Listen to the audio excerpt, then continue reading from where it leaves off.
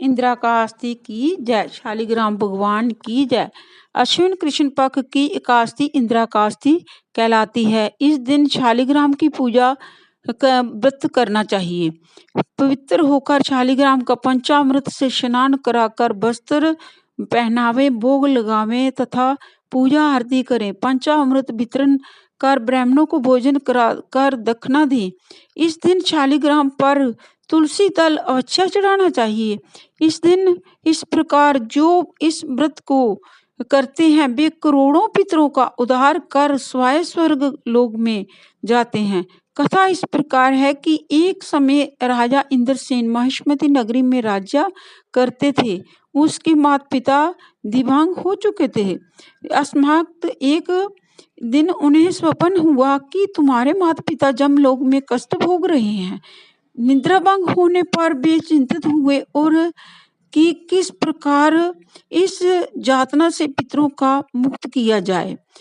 इस विषय पर मंत्री से परामर्श किया। मंत्री ने विद्वानों को बुलाकर पूछने की स्वीकृति दी। राजा ने ऐसा ही किया। सभी ब्राह्मणों को उपस्थित होने पर स्वप्न की बात पेश की गई। ब्राह्मणों ने कहा, राजन, यदि आप कुटुंब सहित इंदिरा एकादशी का व्रत करें तो आपके पितरों की मुक्ति हो जाएगी।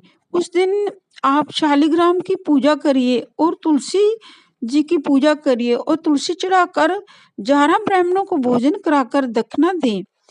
तो ब्राह्मणों से आशीर्वाद लें। इससे आपके पिता माता स्वयं चले जाएंगे स्वर्ग को।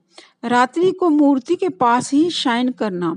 राजा ने ऐसा ही किया। जब मंदिर में सो रहा था तभी भगवान के दर्शन हुए और उन्होंने कहा कि हे राजन, तुम्हें व्रत प्रभाव से तेरे सभी पितरों को स्वर्ग पहुंच गए हैं। इसीलिए इस दिन से इस एकादशी का महत्व बढ़ गया और शालिग्राम की घर घर में पूजा होने लगी। जो शालिग्राम की पूजा करते हैं उनके धन धान्य की सौभाग्य की शालियां ही मिलती हैं। शालिग्राम भगवान की पूजा करने का बहुत महत्व है। शालिग्राम भगवान की जय।